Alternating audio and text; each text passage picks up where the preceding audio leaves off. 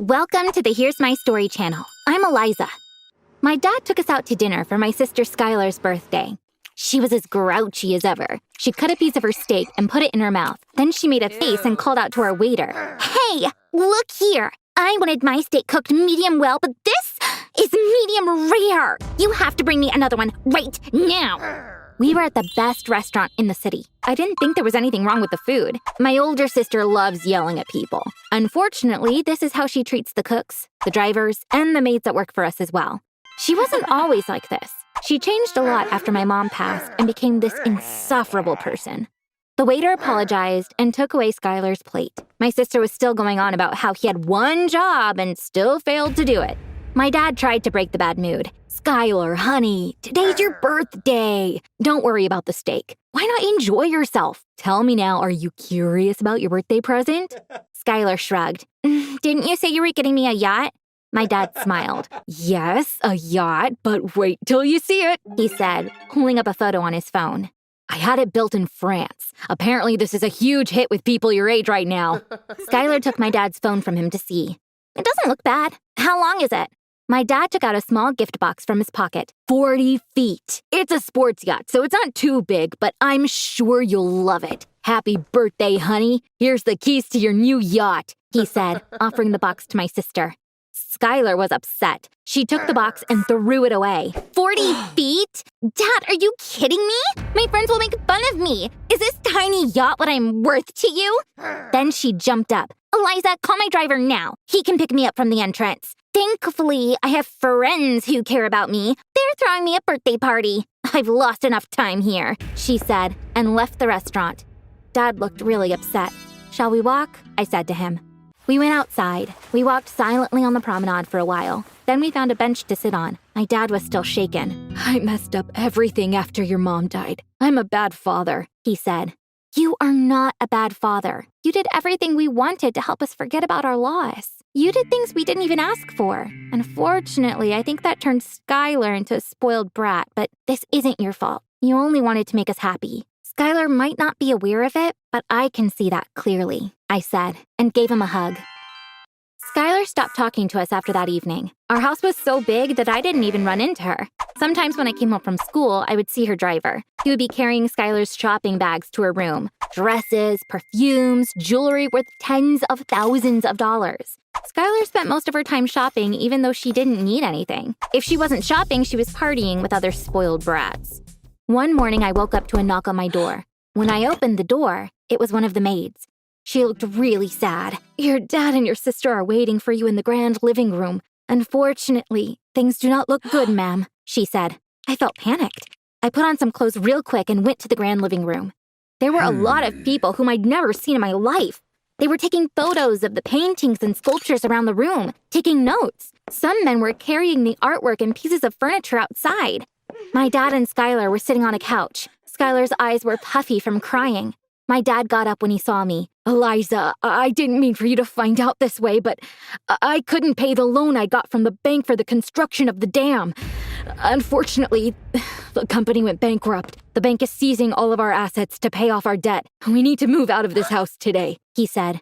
Meanwhile, one of the men approached Skylar. Would you mind handing over your necklace and rings? We confiscated all the other jewelry in your room. The only ones missing are those you're wearing. We need to take those as well. In tears, Skylar did what the man told her to do.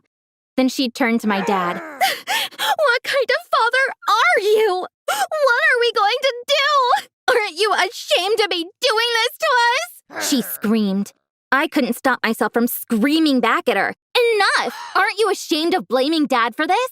You lived like a princess thanks to him. Now it's over. We need to take care of ourselves now. We moved into a small house in one of the worst neighborhoods in the city. Skylar and I were staying in the same room. I don't deserve this. I can't live like this, she was repeating to herself as she cried nonstop. Surely I missed our old days too, but that comfy life was in the past for us. We were no longer a wealthy family, and we had to fight hard to survive. Our house was really old. Nothing worked right. One night, Skylar's yelling woke me up. Damn it! Damn toilet! She was screaming. My sister came out of the bathroom a while later. The toilet was clogged. I had to clean the whole bathroom. Can you imagine? I cleaned it with my hands, she said. She seemed surprised she was able to do this. Welcome to the real world. It sucks. You're gonna love it, I replied. Our new life was difficult for me as well, but it was obvious that Skylar was going to have a much harder time. My dad was interviewing for jobs all the time, but he hadn't found anything yet. One evening, he came to our room. "Girls, we have no money left. I can't give you any allowance until I get a job," he said. When Skylar said, "Dad, I need to go grocery shopping. We don't have any food left in the house," he took out his wallet and gave her the last bill inside it. Skylar stared at the bill and said, "I don't think $10 will be enough." My dad replied, "This is it, honey. We need to stretch this for a while." Skylar was sad to see my dad so desolate. She decided to ask for help from her friends. "Please don't ask anyone for money. You can work and make some yourself," I said to her, but she wouldn't listen. She called her best friend Ava and told her what happened. They were on a video call so I could hear Ava's voice. Ava asked, "Skylar, your dad lost everything. You're poor now. How are you going to pay me back?" When my sister said, "I'll pay you down the line, I promise. You're my best friend. You have to help me," Ava got mad. "I don't have to do anything. I think you should find some new friends that are better suited to your present situation. Don't call me again," she said. Skylar wasn't expecting this at all. When I saw her disappointment, I felt so sad. I went ahead and gave her a hug. She hugged me back. She started to cry softly. I stroked her hair and said, "Sis, we're a family. When families come together, they can overcome anything." That night, I looked for a job that would be a good match for us. I found a waitressing job for Skylar and a dishwashing job for myself in a restaurant nearby. Skylar was cranky at first, but she had to accept it because she had no other option. We went to the restaurant after school. Skylar put on her uniform and came to me. "Do you think I can do this?" she asked. "You probably can't, but you will still keep working until your shift's up," I responded. She embraced me laughing. This was the first time in a long time I'd seen her smile. I'd been washing dishes for hours. I peeked inside when I heard yelling. A customer was screaming at Skylar. Skylar walked into the kitchen holding the plate. The chef asked, "What happened? What did she not like?" Skylar replied, "She said the food was cold. It's actually not my fault. It got cold because she was on the phone with someone, and yet she still wants another one." The chef took the plate and spat in it. Skylar and I couldn't believe our eyes. Then he heated up the food in the microwave and gave it back to Skylar. My sister was still in shock. You spat in the food," she said. The chef shrugged. "This is how grumbling customers are punished. She shouldn't have yelled at you," he said. Skylar looked at me. I knew what she was thinking. She asked regretfully, "Eliza, how many times do you think I got this punishment?" "Many, many, many times," I said. We went into a laughing fit for a few minutes. With the first paycheck we got from the restaurant, we did a huge grocery run. We got our dad a nice wine. Then we prepared a really nice dinner. Dad was really moved when he saw the table. "I can't tell you how happy I am. I'm so proud of you. You've come a long way in such a short time. We're a family again, just like we used to be." Next morning when we woke up, Dad wasn't home. We found a note in the kitchen. Dad had put down an address on a piece of paper. "Please come here," he wrote. Of course, we were very curious. We rushed to get ready and jumped in a cab. After half an hour, we arrived at the address that was on the note. This was a gigantic mansion. My dad was waiting for us in the front yard.